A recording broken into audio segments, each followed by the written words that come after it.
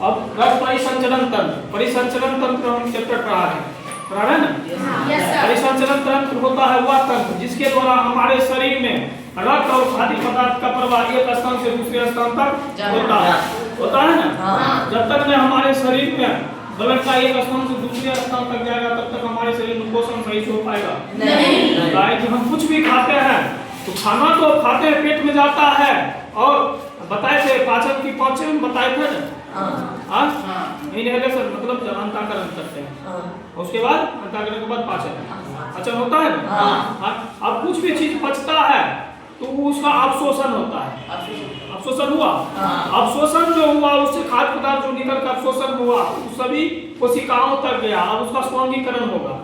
चौथा स्टेप स्वांगीकरण होता है ना। स्वांगीकरण हुआ स्वांगीकरण के फलस्वरूप जो भी बचा निष्कासन हम कर देते हैं मल त्याग देते हैं मूत्र त्याग देते हैं। ठीक यानी चौथा स्टेप स्वांगीकरण होता है। वही आप पता है अब कुछ भी चीज हम खाए उसका अवशोषण हुआ तो उसका जो परिवहन होता है हमारे शरीर में एक स्थान से दूसरे स्थान ब्लड के द्वारा ही होता है। ब्लड के द्वारा ही होता है और दूसरा कोई चीज है जिसके द्वारा होता है एक ब्लड जो हमारे शरीर में दौड़ते रहता है उसके लिए कोई पथ चाहिए उसके लिए कोई नली चाहिए। बेर नली का होगा ऐसा नहीं है पूर्ण हर जगह बिखरा है सिस्टमेटिक ढंग में नस में नली में जिसको हम नस बोलते हैं नली में फैला हुआ है। ऐसा नहीं है कि कहीं और वही हम पढ़ेंगे इसमें परिसंचरण तंत्र पढ़ेंगे। हमारे शरीर में रक्त एवं खाद्य पदार्थ का परिवहन जिस माध्यम से होता है उस तंत्र को हम परिसंचरण तंत्र कहते हैं। अब परिसंचरण यानी हमारे शरीर में होगा रक्त वाहिनियों द्वारा। किसके द्वारा होगा? रक्त वाहिनियों द्वारा। अब रक्त वाहिनियों देखिए वह नली एक प्रकार का होता है। हम लोग घर बनाते हैं तो दीवार को भिगाते हैं एक नली पाइप तो पाइप नली है कि नहीं? तो पाइप नली है वह नली जिससे होकर हमारे शरीर में रक्त का प्रवाह होता है रक्त वाहिनियां कहलाता है। यानी जिस नली के द्वारा हमारे शरीर के अंदर हर जगह ब्लड एक स्थान से दूसरे स्थान तक जाता है उसको रक्त वाहिनियां। अब रक्त वाहिनियां आप लोग पाइप खरीदते हैं किसी का नीला होता है किसी का लाल होता है किसी का ब्लू पीला ऐसे होता है हर प्रकार से होता है। तो रक्त वाहिनियां भी मुख्यतः दो प्रकार की होती है धमनी और शिरा। धमनी का इंग्लिश वर्ड एओर्टा होता है शिरा का वेन होता है। एओर्टा और वेन यानी धमनी शिरा। देखो धमनी का काम है शुद्ध रक्त का ढोना। धमनी का क्या काम है? शुद्ध रक्त का ढोना। और शिरा का काम क्या है? शिरा का काम है अशुद्ध रक्त को ढोना और धमनी का काम है शुद्ध रक्त को ढोना। भूल जाएगा क्या देखिएगा कि धमनी का इंग्लिश वर्ड एओर्टा बताए थे ए से स्टार्ट होता है एग्रेड यानी शुद्ध रक्त को धमनी ढो रहा है और शिरा अशुद्ध रक्त को ढो रहा है। क्या समझ गए? लेकिन अब शुद्ध रक्त कहां से कहां ढोना है अशुद्ध रक्त कहां से कहां ढोना है उसी चीज को हम समझाने के लिए आप लोग को सामने डायग्राम बनाए। हमारे शरीर में यही जाल फैला हुआ रहता है। परिसंचरण तंत्र में हमारे शरीर में यही जाल फैला हुआ रहता है। यानी हम श्वास लिए नाक के द्वारा लेते हैं नाक के द्वारा लिए और नाक से फेफड़ा में श्वास आता है कि हवा आता है तब ना श्वास लेते हैं जब फेफड़ा फूलता है श्वास छोड़ते हैं फेफड़ा सिकुड़ता है तो श्वास फेफड़ा में लिए फेफड़ा से फिर हृदय में आएगा ब्लड फिर हृदय से हमारे शरीर के सभी भागों में जाएगा। हमारे शरीर के सभी भागों में जाएगा। वही बोले धमनी का काम क्या है? हमारे शरीर में शुद्ध रक्त को धोना। तो शुद्ध रक्त कहां से होएगा? हृदय। देखिए बीच में हृदय है ना हृदय से हमारे शरीर के सभी भागों में हाथ पैर नाक मुंह माथा हर जगह जहां है हर जगह रक्त को भेजना शुद्ध रक्त को भेजना। देखिए अच्छा हमारे शरीर में सभी अंग को शुद्ध रक्त की जरूरत है कि अशुद्ध रक्त की जरूरत? हमारे शरीर में सभी अंग को शुद्ध रक्त की जरूरत है तब तो हमें ऊर्जा मिलेगी। यदि शुद्ध रक्त नहीं मिलेगा तो हमको ऊर्जा नहीं। अब शुद्ध रक्त को जरूरत है हमारे कोशिका में आ गया शुद्ध रक्त। अब हमारे कोशिका में स्वांगीकरण हो गया। स्वांगीकरण के फलस्वरूप वो शुद्ध रक्त अशुद्ध रक्त बदलेगा कि नहीं बदलेगा? बताइए। जैसे मानिए कि आप लोग घर में आए सब्जी लाए तो घर में सब्जी लाए, मार्केट से सब्जी लाए, घर में लाए, हाँ मार्केट सब्जी घर में बनाए।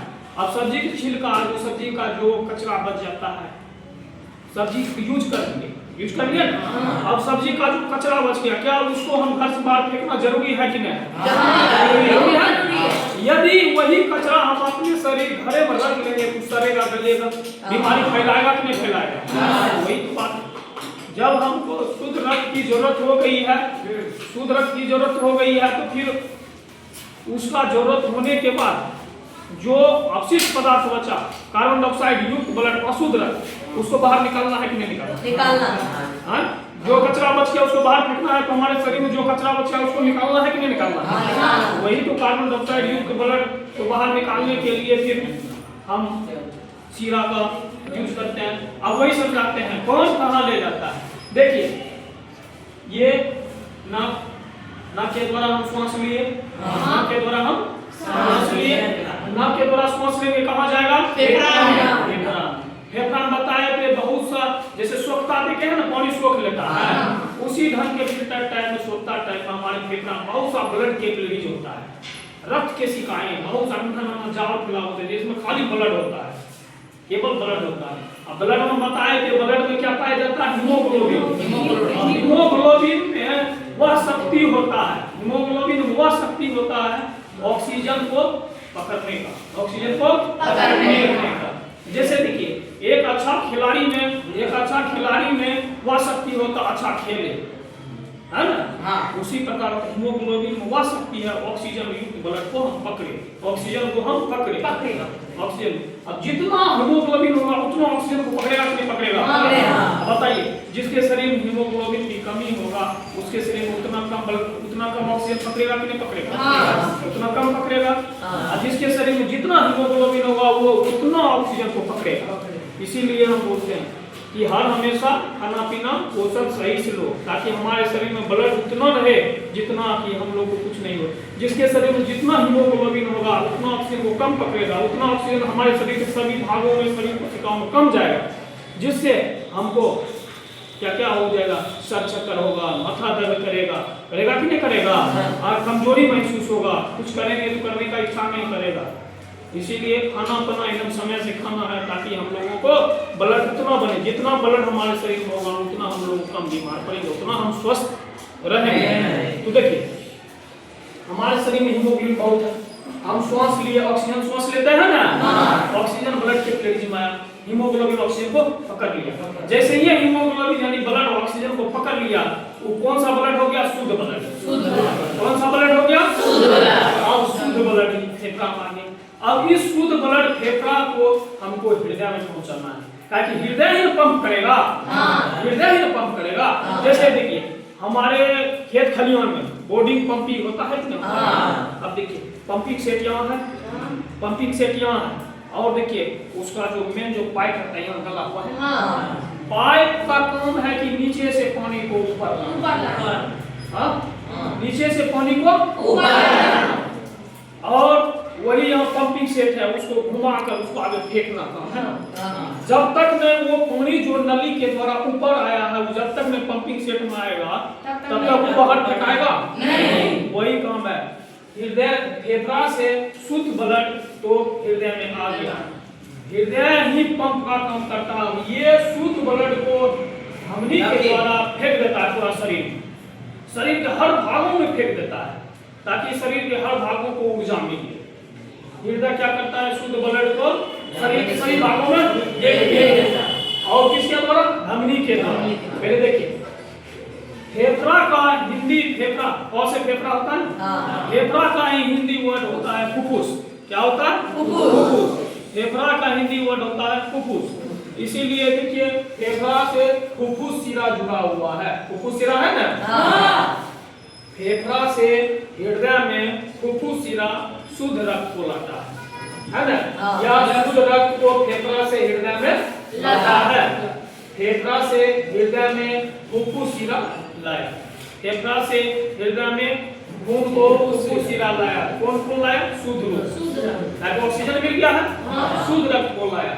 और इस शुद्ध रक्त को हृदय पंप का काम करता है, शरीर के सभी भागों में फेंक देता है। इसके द्वारा धमनी, इसके द्वारा धमनी क्योंकि धमनी का दीवार मोटा होता है, धमनी का दीवार मोटा होता है और प्रत्यास्थ होता है, लचीला होता है, खुल सके, ठीक ना। जैसे देखिए आप यहाँ मानिए बोर्डिंग पंपिंग सेट लगे हैं, यहाँ से पाइप निकला, यहाँ जो पानी फेंका है तो बताइए यहाँ कितना प्रेशर होगा, ज्यादा होगा प्रेशर, यहाँ प्रेशर ज्यादा होगा तो फटने का डर रहेगा कि नहीं रहेगा, ये कमजोर होगा, इसीलिए मजबूत होता है। धमनी का सिरा मजबूत होता है, धमनी का जो दीवार जो होता है ना मोटा होता है, ताकि वो कितना भी तेजी से रक्त को फेंके तो फटे नहीं, समझ गए। इसीलिए लिखे है नोट में, देखिए धमनी का दीवारें सिरा की अपेक्षा मोटी होती है। अगर हम पूछेंगे कि सिरा की दीवारें धमनी की अपेक्षा तो पतली होगी ना, बताइए। तो ये धमनी शरीर के विभिन्न भागों में जुड़े, और यही धमनी आगे जाके बहुत सी केशिकाएं में विभाजित हो जाती है, विभाजित हो यही आके देखिए विभाजित हो बहुत सी केशिकाएं तक में जाके विभाजित हो जाती है, पतली पतली पतली पतली विभाजित हो जाती है। आप जोर पे देखेंगे, देखिए नीला कलर तो थोड़ा दिख रहा होगा, इस फोटो में आपको देखेंगे तो देखिए नीला दिख रहा है, इसमें दिख रहा है नीला, नीला दिख रहा है ना, बताए थे सिरा का रंग नीला होता है, बताए थे ना। यही धमनी आगे जाके पतली पतली कोशिकाओं में विभाजित हो जाती है, और यही पतली पतली केशिकाएं मिलकर फिर यही धमनी बना लेता है एक सिरा, बना लेता है क्या, सिरा। और यही पतली पतली सिरा फिर सिरा में परिवर्तित हो गया, और जो हमारे शरीर में स्वांगीकरण हो गया, शुद्ध रक्त का, शुद्ध हम ऑक्सीजन का यूज कर लिए, तो अब क्या बन गया, कार्बन डाइऑक्साइड। ऑक्सीजन का यूज कर लिए, कार्बन डाइऑक्साइड को ना, कार्बन डाइऑक्साइड खून में मिला तो कौन सा रक्त बन गया, अशुद्ध रक्त। कौन सा रक्त बन गया, अशुद्ध रक्त। और यही अशुद्ध रक्त को सिरा फिर से हृदय में लाते हैं, सिरा फिर से हृदय में लाते हैं, सिरा फिर से हृदय में लाते हैं। अब क्या हृदय में ही रखेंगे उसको अशुद्ध रक्त को, हृदय से भी बाहर निकालना है ना, और यही अशुद्ध रक्त को हृदय में लाता है, और हृदय फिर फुफ्फुस धमनी के द्वारा फिर फेफड़ा में भेज देता है, हृदय फुफ्फुस धमनी के द्वारा फिर फेफड़ा में भेज देता है, फेफड़ा में फिर कार्बन डाइऑक्साइड छोड़ के हम नाक द्वारा बाहर छोड़ देते हैं। क्या समझ गए साहब? अब बताइए हृदय, पहले बताइए धमनी क्या का काम है, शुद्ध रक्त को, सिरा का क्या काम है, और दोनों में फुफ्फुस सटा देंगे, यानी फुफ्फा सटा दिए तो उल्टा कर देना, फुफ्फा सटाए उल्टा कर देना। शुद्ध रक्त होता है धमनी, धमनी में फुफ्फुस सटा दिए तो अशुद्ध रक्त, अशुद्ध रक्त होता है सिरा, जब उसमें फुफ्फा सटा दिए उल्टा याद रखना है, ठीक ना। यानी ये सिरा देखिए है ना, ये दोनों उल्टा हो जाता है, ये दोनों का उल्टा काम हो जाता है, समझ गए। जो धमनी का काम है उसका उल्टा फुफ्फुस धमनी का काम है, जो सिरा काम है उसका उल्टा, समझ गए। क्या किसी को समझने में कठिनाई हुआ? नहीं, सब कोई समझ लिए। और बताइए देखिए धमनी मोटा होता है, धमनी प्रत्यास्थ होता है, सिरा की अपेक्षा धमनी का कलर लाल होता है और सिरा का कलर नीला नीला होता है, सिरा का कलर नीला। देखिए आप लोगों के बुक में भी एक बारी जाल दिखा देते हैं ब्लड से, देखिए यह इसी तरह हमारे शरीर के सभी अंगों में ब्लड कैपिलरीज फैला हुआ रहता है, फैला हुआ रहता है ना। देखिए नीला कलर जो भी आपको दिख रहा है ये सब सिरा है, नीला कलर जो भी दिख रहा है वो सिरा है, और लाल कलर जितने भी दिख रहा है वो धमनी है। सिरा की अपेक्षा धमनी मोटी होती है। आप अपने हाथ या पैर में भी देख सकते हैं, जैसे ऐसे करेंगे देखिए मोटा मोटा दिख रहा है, ये धमनी हो गया। जो देखिए इस तरह नीला देखिए नीला नीला दिख रहा है वो सब सिरा हो गया, नीला नीला दिख रहा है सिरा हो गया। जो लाल है वो धमनी है, धमनी शुद्ध रक्त बह रहा है और सिरा में अशुद्ध रक्त वापस जा रहा है, वापस जा रहा है। अब देखिए शुद्ध रक्त को शरीर के सभी भागों में फैलाने की जरूरत है। शुद्ध रक्त शरीर के किसी भाग में किसी तरह भी चल जाए कोई दिक्कत होगा नहीं, लेकिन अशुद्ध रक्त को सिर्फ एक विषय में लाना है, फेफड़े में लाना है। अशुद्ध रक्त को फैलाना शरीर में नहीं है ना, पहले हुए अशुद्ध रक्त को हम फेफड़ा में लाएंगे कि नहीं लाएंगे? कोई फेफड़ा के नली में एक प्रकार का वाल्व होता है, जैसे देखिए ये सिरा है ना, ये देखिए सिरा में ऐसे ऐसे वाल्व होता है, ऐसे ऐसे वाल्व होता है। ताकि इधर जो ब्लड गया ना फिर इधर तक रखने आए। हाँ, इधर जो ब्लड आ रहा है इधर आते ही रह जाए, फिर रिटर्न नहीं जाए, फिर रिटर्न नहीं जाए, इधर आ रहा है इधर आते ही रह जाए। क्या अशुद्ध है ना, अशुद्ध को निकालना ही है, उसको रखना है नहीं, अशुद्ध का हर हाल में निकालना है, ठीक ना। फेफड़ा बताएंगे, फेफड़ा का 4 भाग होता है, 2 आधे 2 नीला होता है। फेफड़ा हम कल डिटेल्स में पढ़ाएंगे आपको। आज तो हम परिसंचरण तंत्र के बारे में। अब बताइए, परिसंचरण तंत्र से संबंधित कोई भी प्रश्न की दिक्कत है? नहीं। परिसंचरण तंत्र बताइए किसके द्वारा, तो बताइए रक्तवाहिनी द्वारा। रक्तवाहिनी क्या प्रकार होता है? 2 प्रकार, शिरा धमनी। शिरा धमनी, धमनी का काम है शुद्ध रक्त को होना, शिरा का काम है अशुद्ध रक्त को होना। जब वही दोनों को उल्टा सटा देंगे तो दोनों उल्टा काम करने लगेगा ना। कौन कहां से होता है याद रखिएगा। फुफ्फुस शिरा पूछेंगे तो फेफड़ा से लेकर हृदय, फेफड़ा से हृदय। फुफ्फुस धमनी पूछेंगे हृदय से धमनी पूछेंगे तो हृदय से शरीर के सभी भाग, हृदय से शरीर के सभी भाग। हाँ, शिरा पूछेंगे तो शरीर के सभी भाग से हृदय, शरीर के सभी भाग से हृदय। जो देखिए तो लिख दिया है यहाँ पे, है लिखा, समझ गए। कल आप लोगों को हृदय पढ़ाएंगे, ये जो हृदय है ना इसको डिटेल से पढ़ाएंगे कल आप लोगों को, ठीक। चलिए ठीक, फिर याद कर करिएगा।